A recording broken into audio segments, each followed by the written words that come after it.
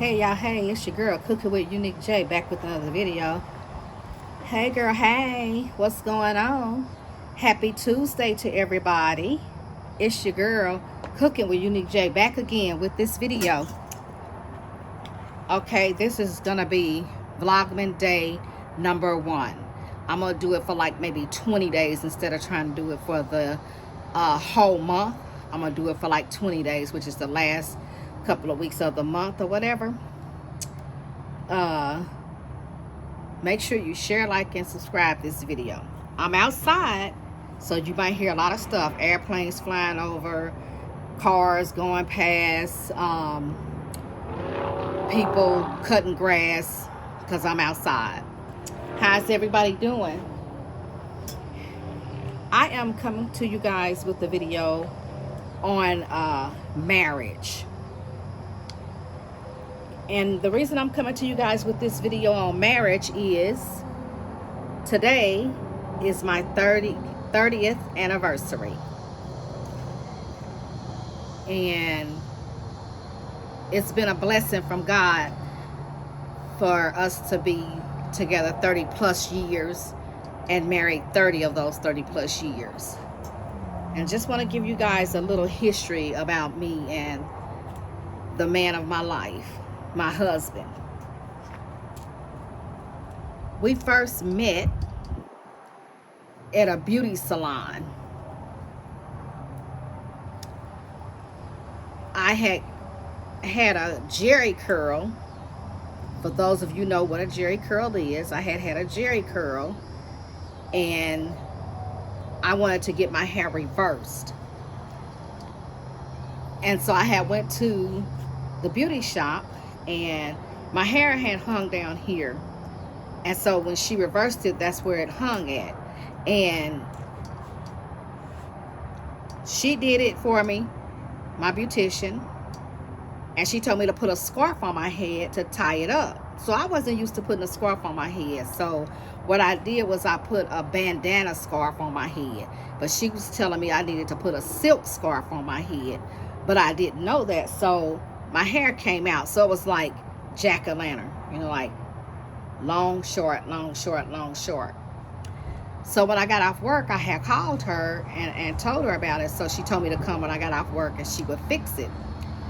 So she fixed my hair for me, and when I was at the beauty shop, it was a Friday evening. It was this young man in there getting his hair cut, faded. You know how you have the high tops? So he had a high top haircut, and he was getting that part of his hair curled. And so he had called for his cousin to come and pick him up. And the cousin was my husband, who I met when he came and picked him up. And we were in a beauty shop, and you know, ladies just chit-chatting, and we talking about men's physiques and stuff. And when he walked in, everybody was like, oh, he's built. And I was like, yeah, he is built. And then I was like, oh, I remember him. So I kind of remembered him from school. It's like I knew him vaguely from school. And so he remembered me. And he had his daughter with him. And at the time, my oldest son was 5. He was getting ready to turn 6 because that was his birthday month in May. And he had his daughter with him, but my son wasn't with me. And so he asked me, so we were just talking and stuff, and he asked me for my phone number. And he asked me if he could call me sometime, and I told him yeah. So he called me, and me and him, you know, we started talking over the phone and everything. And so then he wanted to come and visit me. So I let him come to visit me. And it was like, can I come over for dinner? So I fixed dinner for him. And then he called me and said, well, he wasn't going to make it because his cousin wanted him to go play basketball. And I said, well, there we go. Another one bites the dust. So I was like, well, I just write him off the list. And so then the next day he called me and we hooked up. And so we just started seeing each other. So within a month's time, I know this was fast, but within a month's time, he moved in with me. he asked me if he could spend the night a couple of nights, and he spent the night a couple of nights, and then he moved in with me. And I would watch him out the window every morning, go to work, and then when he come home, because he would get off work before me, and when I come home, he got maybe $5 up under the pillow. Or my favorite candy bar at that time was a Good Bar, Mr. Good Bar. He would have a good Mr. Good Bar for me on the bed, and he would just do little things, you know, for me. And so he moved in with me, and after that, we just been together ever since then. So, and while we was together, so it was like, okay, we done been together now for 4 years. I think it was like 4 years. So I told him, I said, I'm not trying to make you marry me, and I'm not trying to rush you to marry me. But I'm not going to be 40 years old saying my boyfriend. So we going to have to do something. Either is marry me or leave me. I could take it either way. Although I love you, but I'm not getting ready to play house any longer. So, and I said, and I'm not going to waste all my good years with you either. So we need to figure out something. So he called his brother, one of his brothers, and they went and talked and everything. And when he came back, he proposed to me. And so we got married, and we got married at my family reunion one year. And it's been up since then. You know, we've been together through the good, the bad, the ugly, the in, the outs, the ups, the downs. We've been through it, because, you know, no marriage is perfect. You know, you have kids involved, so it's a blended family. And, you know, we had trials and tribulations with the step kids, you know, on his end, on my end. But we done made it work thus far with the help of God being in the midst of our relationship. And so we put God first. And putting God first made everything work for us. And so we've been together, we've been rocking it for 30 years today, August the 13th. And he bought me some roses today. For when I came home, he had roses on the table for me for our anniversary. And he had to work today, but he's off tomorrow. So we're going to go out tomorrow evening for our anniversary. And I'm going to record that. I'm going to vlog that, and then I'll post it and let you guys see where we went to eat at or whatever. But it's not easy, and it's a lot of work. Marriage is a lot of work. You have to give a little, you have to take a little. And it's things that I don't like to do, but I had to learn how to do those things with him that I don't like to do. And vice versa, he had to learn to do the same thing with me. So, like, I watch movies, but I don't really care nothing about going to no movie, and I would go to sleep every time. So it was like, I would say, I don't want to go to no movie, but I had to think about that. I had to please him as well as he was pleasing me. So one of those things that I had to give in to is going to the movies and making sure that I stay woke throughout the movie for us to enjoy the movie, to enjoy each other. So it's like some things that he doesn't like to do that I like to do, that he had to give in and do the things that I like to do. And so it's basically like a 50-50 thing, like as far as, you know, doing what the other one likes and keeping that person happy. And marriage is it's a lot of work. And after you've been married for so long, you still have to date each other. You know, you get to where it's thing that you're comfortable, and you can't forget about how you got that person. So you have to keep doing those things that you did to get that person. You have to keep that stuff going in the relationship in order to make it be a good relationship. And also, one of the things that I say for a relationship is two main things. Well, it's really three main things.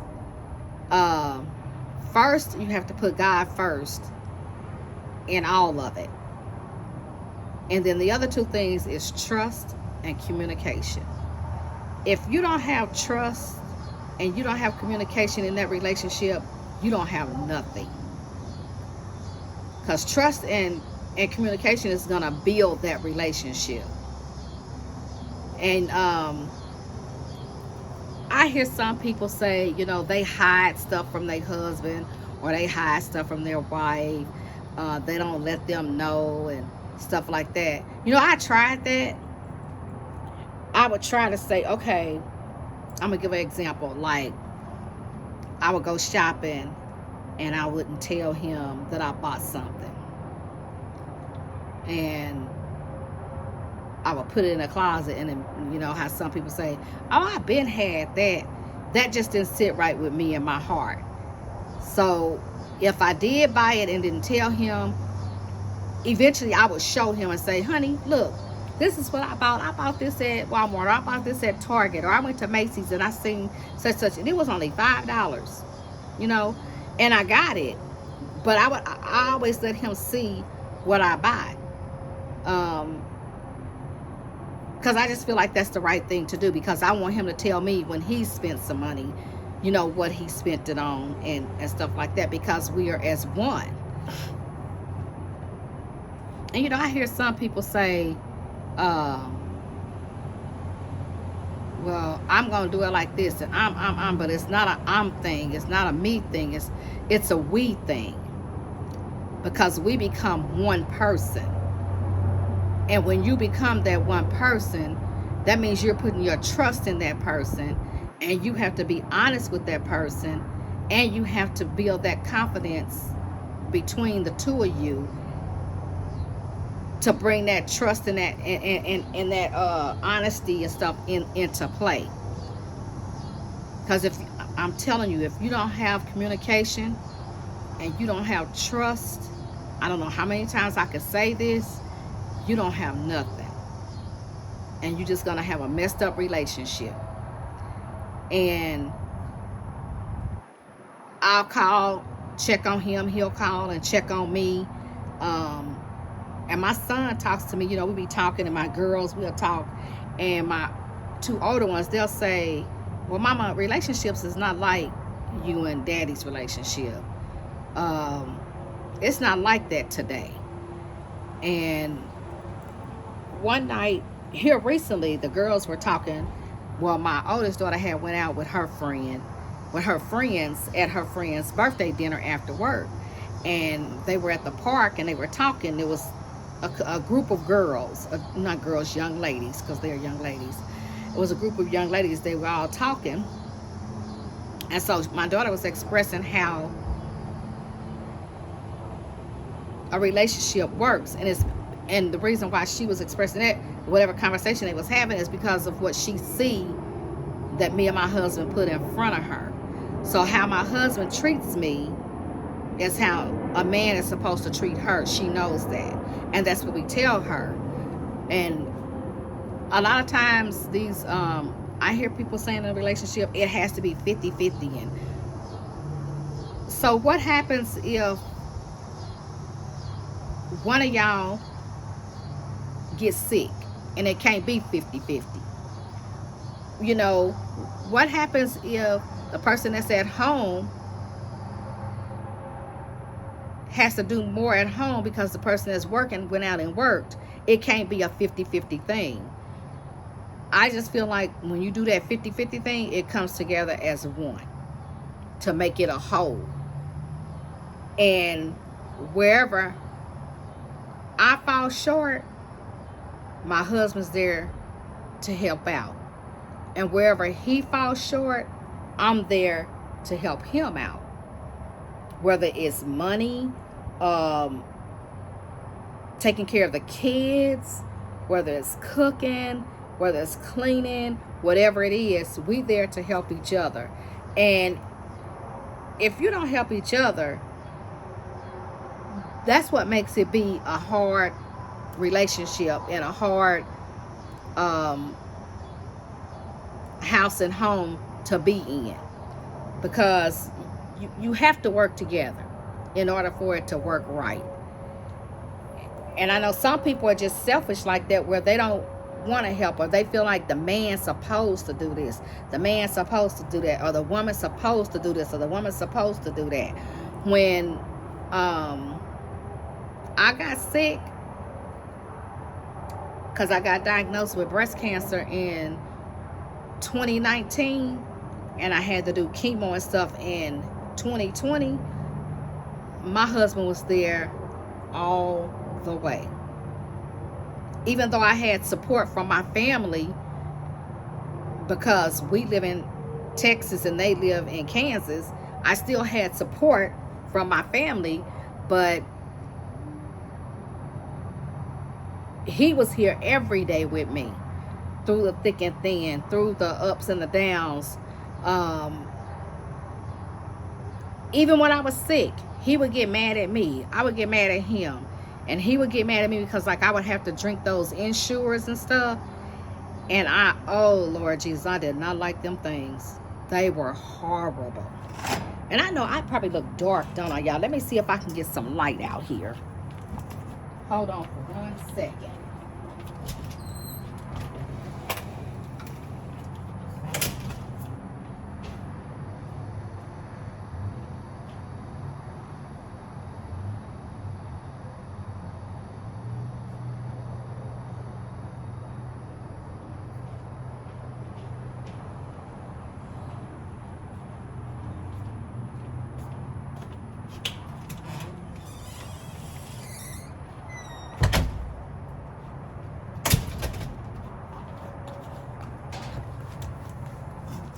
I'm sorry about that, y'all.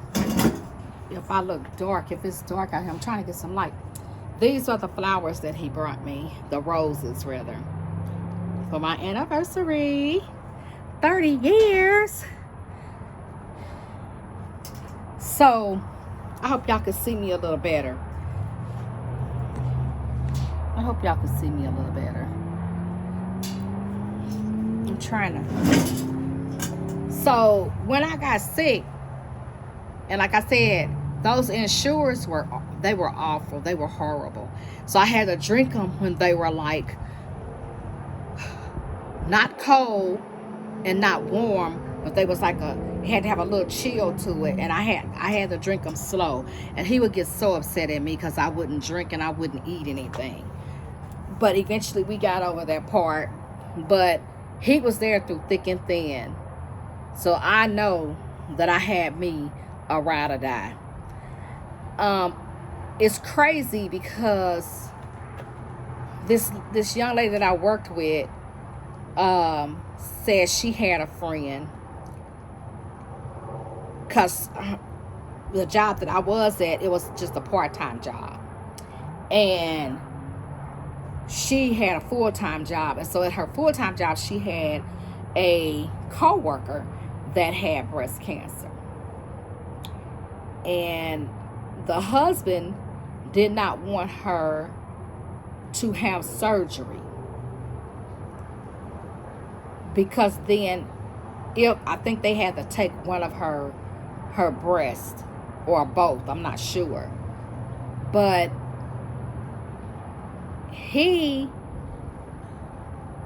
didn't want her to do it, so she didn't do it, and she ended up passing away because she was trying to please her husband. I feel like that was selfish of him, and that's why I said my husband, he is everything. He is my rock. God gave me somebody that would love me for who I am. And that Bible verses, when it say for better or for worse, for sick, for whatever, those vows are saying, that's what we go by. And that's what you should go by.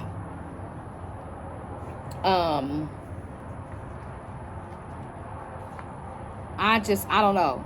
We old school. I'll tell you that much. We are old school. We're definitely old school. And we just here for one another. You know, has our marriage been peaches and cream the whole 30 years? No, ma'am. No, sir. We done hit some rough roads. We done hit some tough ends. We done had our disagreements. You know, we done had it where we mad at each other, because no marriage is perfect. Not one. And if somebody tell you that, they lying to themselves, because there is no perfect matches, no perfect marriages, because there is no perfect person, because only God, the Almighty God himself, is who is perfect. Nobody else is perfect. We could never be perfect. We could perfect things and make them good and better, but we can make things be perfect, but we will never be just perfect, that we don't make no mistakes, we don't make no hiccups. You learn from people, you learn from other people. And I feel that in a marriage, that married people should talk to married people. Married people has no business talking to a single person, whether it's the man or the woman. You have no business talking to, excuse me, you have no business talking to a single person, because that single person doesn't know, because it's a married thing.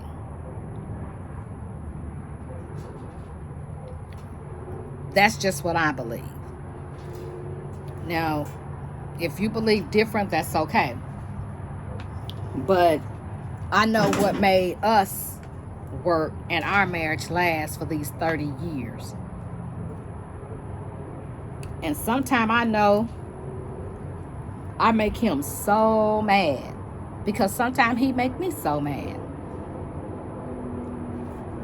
But the beautiful thing is we don't stay mad at each other forever. We get over it, we talk it out, or we just leave it alone, or whatever. If we can't come to agreement, if we can't make each other understand, we just, you know, we just let it ride. Because, I mean, that's just what it is. And I thank God for blessing us with these 30 plus years.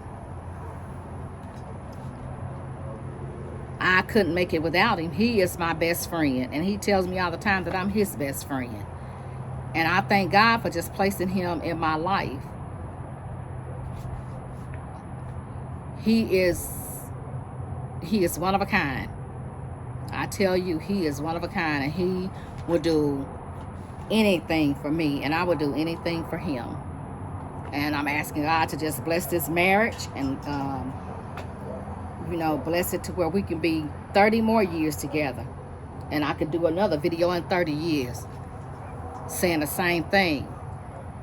But that's what I came to talk to you guys about tonight, was marriage, and how we met, and we still together by the grace of God, and that he keep on blessing us. You guys keep on praying for us, and I will keep praying for you guys. Remember to always keep God first. And I'm going to end the video here. Make sure you share, like, and subscribe, and drop down in the comments if you have any. Peace, love, and hair grease. Always keep God first. See you in another video.